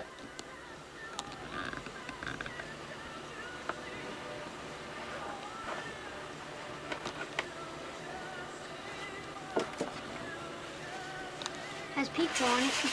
That pizza won't hurt.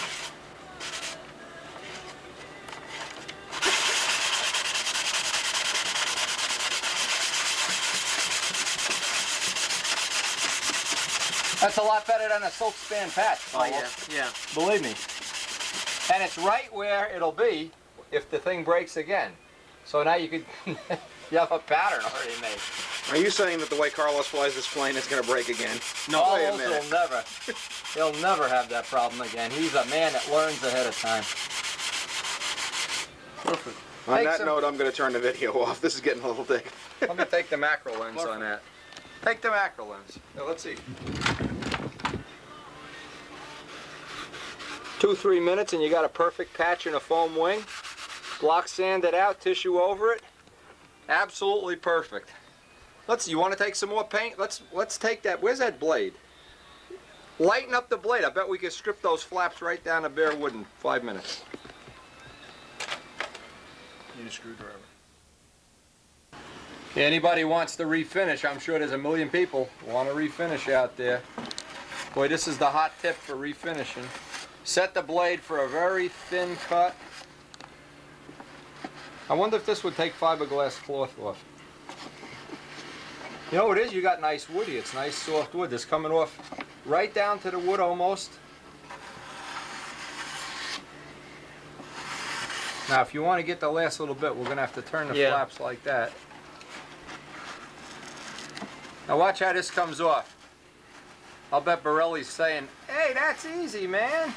Well, Why didn't I think of that? when I was trying to do Black Monday, that would have. Here's your finish, guys. Have a plane that's too heavy, take all the finish and about 30% of the wood off.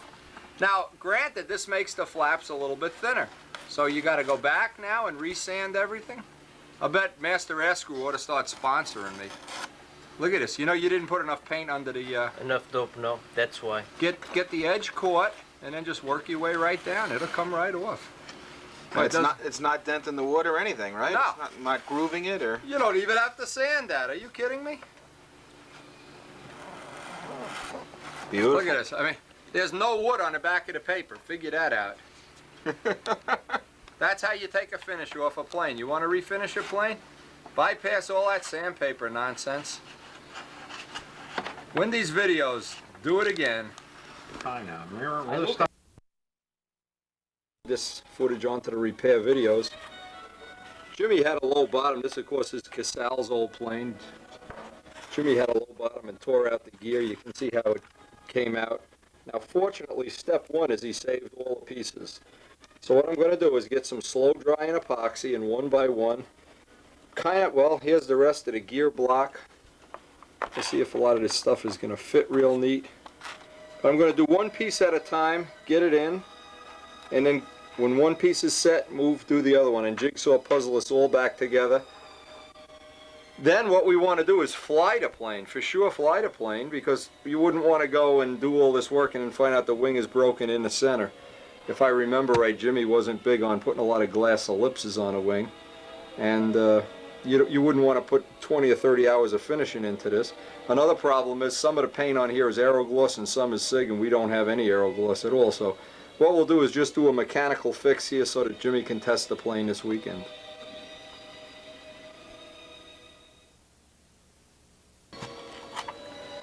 What I'm doing, I'm taking some Prepsol M600, cleaning the whole area, and you can see this is all smashed in. This plane was not sheeted with 16th wood like a Pattern Master. It's sheeted with very thin wood, so I want to clean all the oil off here if possible, and then one by one start fixing this.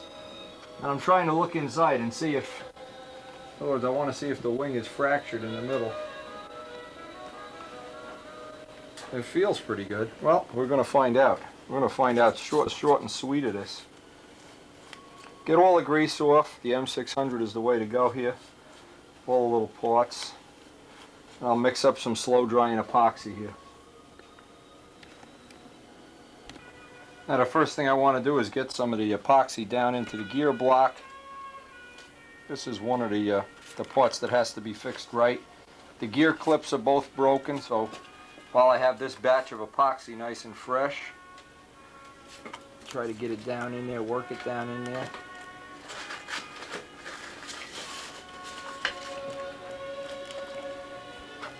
The whole length of the clip, this is split. That'll take care of that. I want to get both faces of this covered.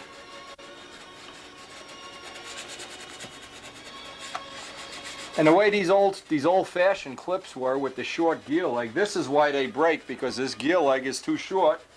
They don't use a good system. It's not a well-engineered thing. I don't care what anybody says. If it was well-engineered, these wouldn't be breaking every time you fly the plane and have a hard landing. Whatever. Okay, now we want to get this little piece in there too.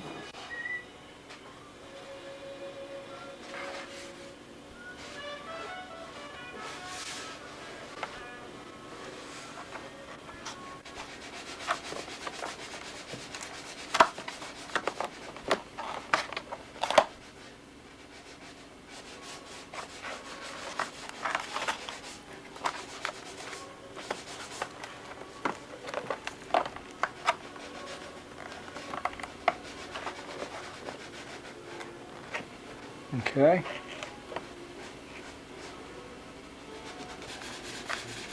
Now I'm just getting a second coat of epoxy around all the joints. Even though this foam isn't holding anything, I'm just using it to make like a fillet in here.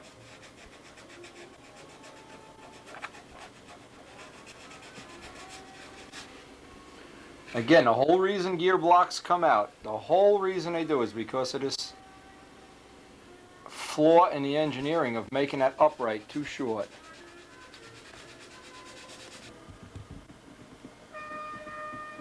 Now we're going to put this aside to dry for half an hour or so while we clean up some of the other parts.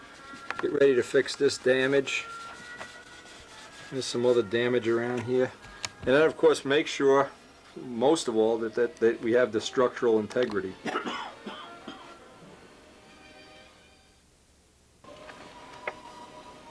What I'm doing is taking some epoxy and shoving it down into the crack. Little by little I'm working my way around this like it's a jigsaw puzzle. Because this is such a thin wing, there's really no material to work with here. And take the real sticky Scotch tape, go right over the joint, and press it down. And that'll give you some integrity. Now we really don't care if we get this really perfect when we do the cosmetic part of this, if we do it, if this doesn't fold. You just got to pick away at this. For sure this is going to need some fiberglass cloth here. This is really flimsy.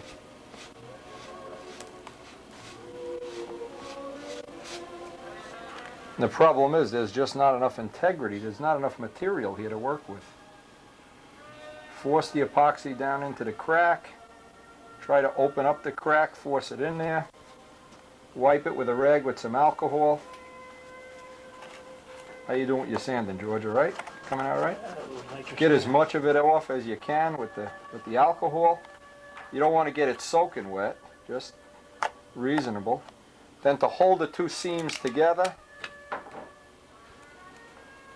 And of course when it's dry we'll pull some of that tape up. Now I got to do this piece, and then we got to start fitting this piece in here. Now I'm trying to get some of the epoxy down underneath too, as well as down into the crack.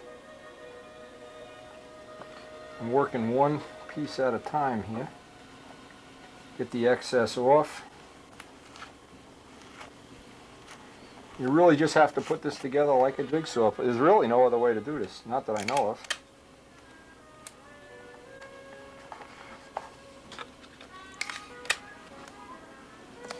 Certainly not going to read about this in magazines. This is kind of like a little more difficult even than building a new plane. Okay, we're going to get some down in here. Try to get some down in all the cracks. There's a crack right here. Open up the crack, spread it. Force the epoxy down in there. Get a towel with some alcohol and get the extra off.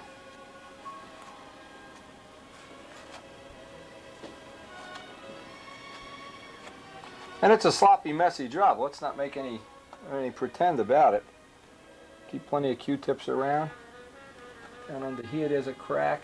Actually, everywhere there's this gear mounted into the wing is a crack. These gear aren't mounted to a whole lot more than styrofoam.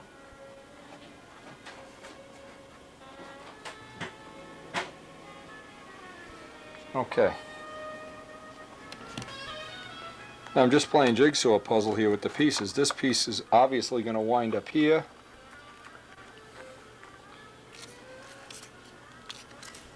This piece is going to wind, so we'll put this piece in first.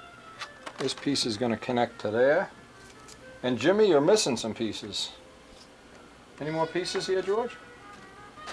We're missing a piece and a piece. Alright, so we'll get these two pieces in for now. I got plenty of epoxy down in there. Force it right down. See, the whole trick to this here is you got to like either start from one end or the other end and work your way toward the end that isn't broken. Okay, this won't go under there. I guess because we don't have a good fit there. That's the whole deal.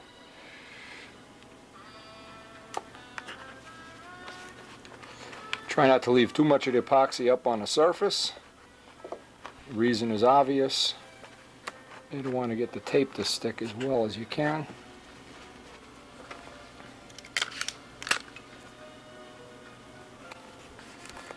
Shit, that's not going to work.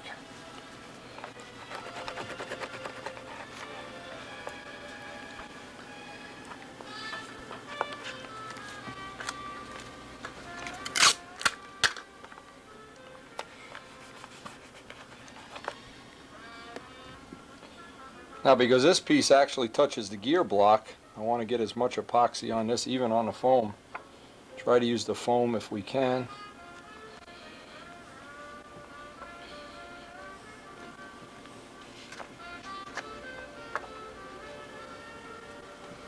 Try to beef this area up as much as possible. Even though I don't think this is a... let me get it over here. And then we're going to have to start making the pieces that we're missing. Now, the most important thing, whenever you do have a crash, assuming you want to fix every crash, is get all the pieces. In this case, we're missing 2 pieces. And that's going to be a major part of the job, is getting the 2 pieces that we're missing.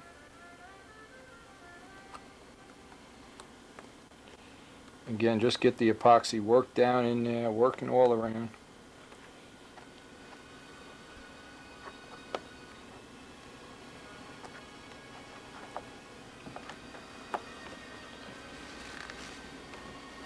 Let me get some of the extra off.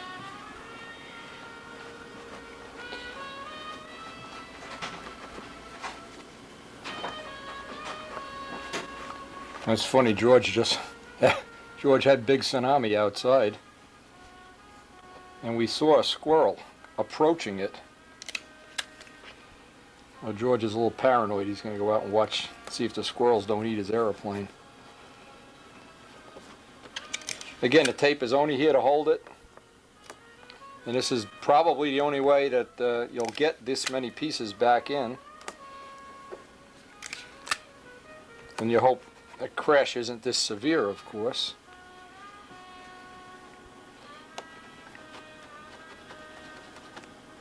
Now we have to make these 2 pieces.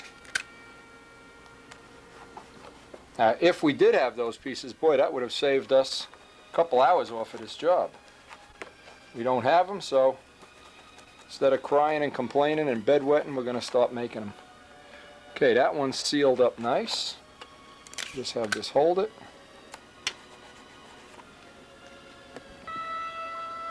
You can get a close look at all the tape holding pieces in position. And we're going to let this dry now, and then start cutting up some pieces to go in there to fill the parts that we're missing.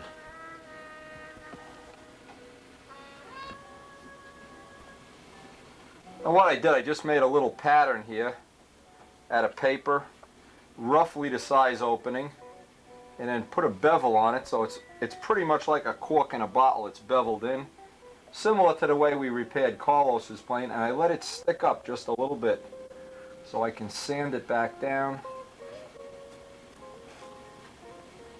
I want to press it in, get as much of the epoxy down in there as I can, put plenty around the edges.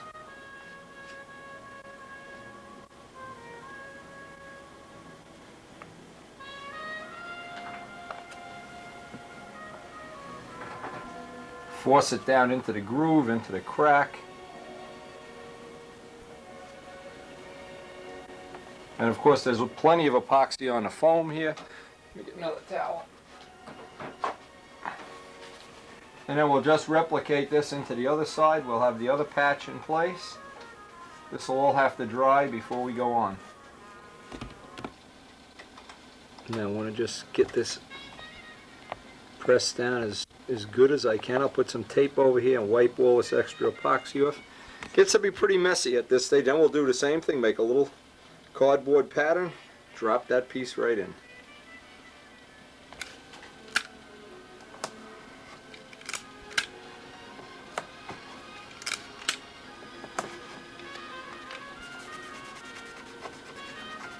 Now this patch is just a little bit higher than the wood around it, so we can have some material of block sand in there. I didn't wipe this off real well.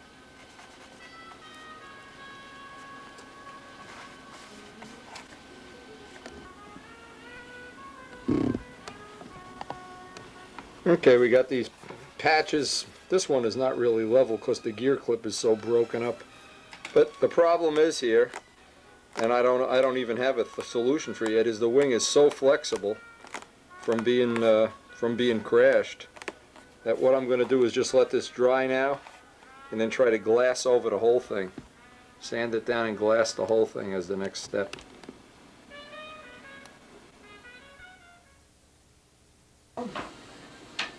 All right, in today's mail, what I got, I'm getting ready to test them. I got, these are the new Y&O props, BY&O. And you can see they're very similar to the old AHMs, which have been out of production, of course, for a long time. And what I did get, I got a 13.5 and a 14.5, and I'm going to cut this down to 12.5. The same way we always do, and get some finish on these. I don't care for the original finish that's on them. I'll sand them all down. They look like really nicely made props, nice big wide paddle blade. May even get out to check that tomorrow. We get out and get a flying session in Middlesex tomorrow.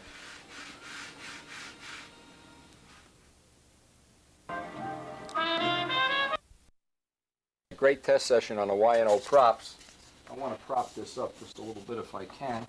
Now the epoxy's cured on this overnight, and I'm going to try to scuff this up a little bit and get a glass patch over the whole area. In fact, actually Jimmy Borelli's going to be here tonight, so I can give him a little progress. We're going to go out to dinner on how this worked out. I don't know how solid this is, but I certainly, before I spend time doing a whole lot of refinishing, I'd want to see if this wing is going to fold. You can see that the crack goes right along the spar, and by the way, that's one of the reasons I never, even if you have wing gear, never use that spar. That spar is death. If this wing didn't have a spar, if it was glass, this wouldn't have cracked here. Anyway, beside the point, I'm going to get some sandpaper.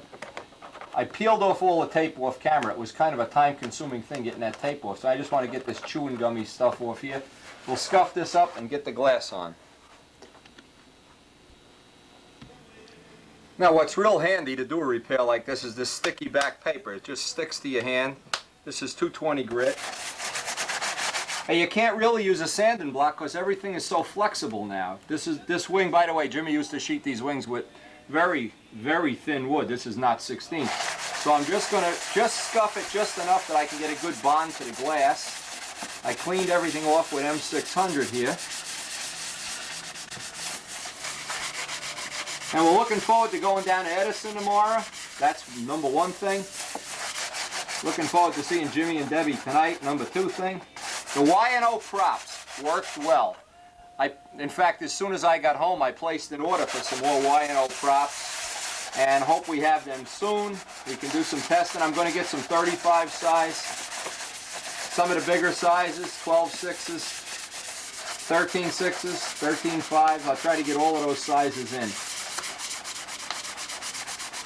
It really was a good test session. We really did have a good time.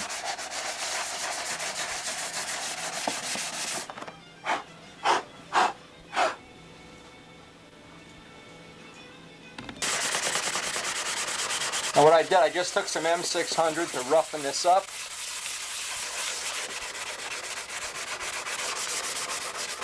Try to get the last of the glue off here. This is not really wet and dry paper. This is just a way of getting it clean and roughed up so I can get the glass cloth on smoother.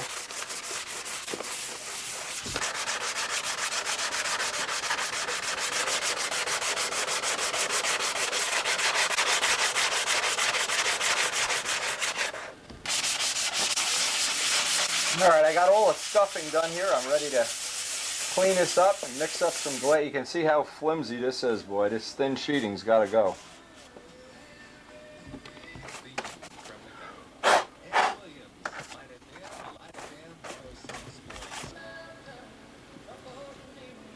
Now we use 1.5 ounces cloth, and the resin, where one tube is twice the size of the other.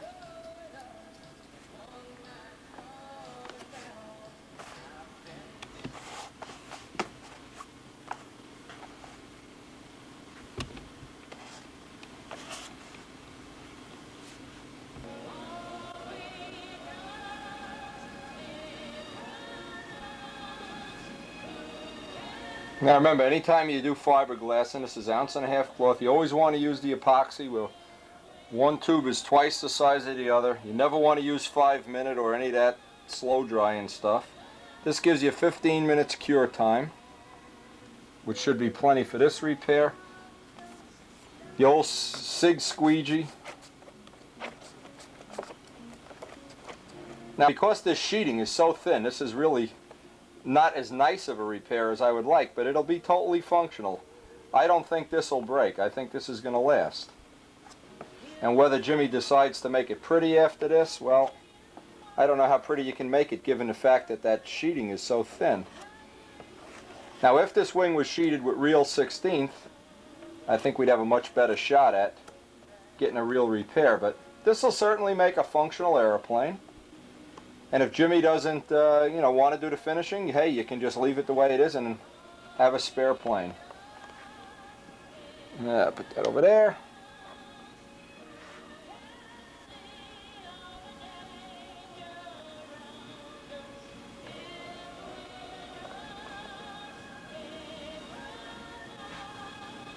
I'm trying to cover where the worst crack is.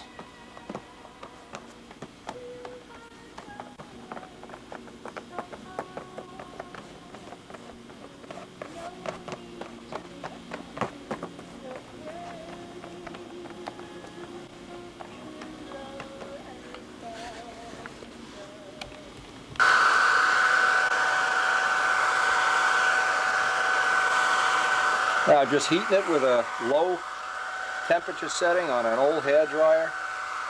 Draw the epoxy out.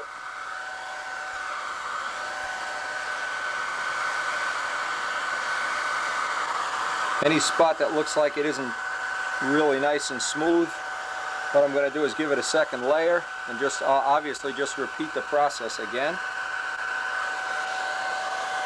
If you haven't seen any of the videos we have on glass in the center of wings, that'd be a good thing to check out.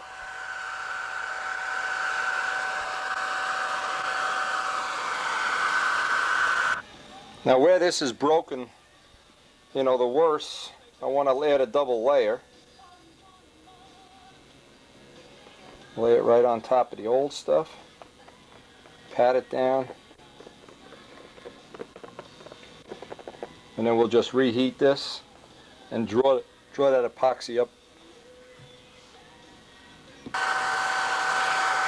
The whole secret is to get the heat down there. It brings the resin right up through the cloth. Draw it out with the spatula. Now we're almost at the end of this tape, and tomorrow's Edison, so we'll start the new tape with Edison tomorrow. We're going to truck on down there, see if we can keep our string of 16 contests in a row wins going. If we can't, too bad. Doesn't matter either way. Believe me, some people are making more of a big deal out of it than it really is. What is a big deal is we seem to be on the right track with Strega and with those Y&O props. I just hope we have those in stock real soon. Do some more development. I even have them for nostalgia chips for 35, so more to come.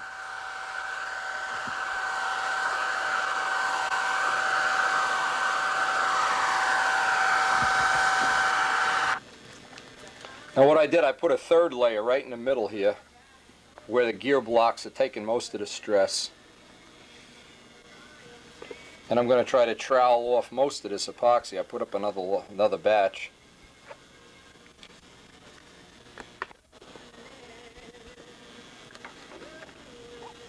But if you can salvage a plane that otherwise is going to go to the dumpster, hey, somebody, even if Jimmy doesn't want to use the plane, there's somebody that can benefit by old planes.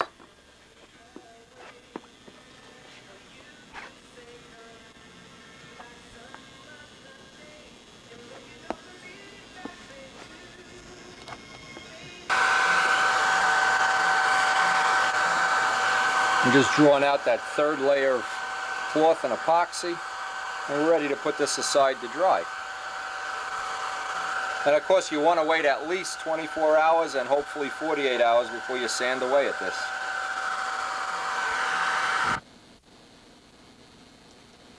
And what I did, I just wiped the edges of this with alcohol. And needless to say, we're at the end of this tape. Every time we bring a plane back to life, it just adds a little bit of a dimension of, I don't know, I guess that the hobby didn't have before when these planes used to go in a dumpster. We know right now, thanks to the crash repair videos and maybe the crash column in Pampa, a lot of planes are being saved. I know I have evidence of it. Gary Lutz is being the most, the most notorious anyway. I would like to say one thing before we close out here, and we're really pleased that we're going to bring this plane back to life. Anybody that would like to contribute to the crash repair column, please do it, and I'll try to use any information or tips or tricks that you have. And as always, I enjoy sharing this. I enjoy making these subscriber tapes. I enjoy passing on all the information I've been lucky enough to accumulate over the years. And certainly I encourage everybody to pass it on to other people. Keep this hobby alive as long as we possibly can. Speaking of that, without even thinking about it, the Nobler construction videos are still on. Getting sick of looking at them, in fact. It looks like I've built 20 Noblers this week. Anyway, this has been a good episode. I hope you can use this information somewhere, or that you never have to use it.